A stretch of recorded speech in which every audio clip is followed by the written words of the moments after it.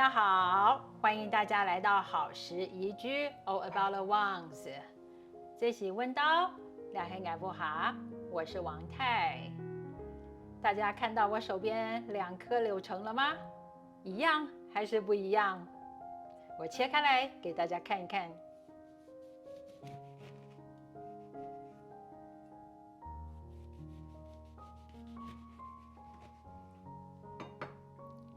这边这个叫做肚脐柳丁，它这边长得像肚脐一样。今天这个蛋糕我们用的材料就是用这肚脐柳丁做的。打开来是黄色的，这边这颗打开来给大家看一看哦，里面是橘红色的，它有一个很美的英文名字叫做 Cara Cara。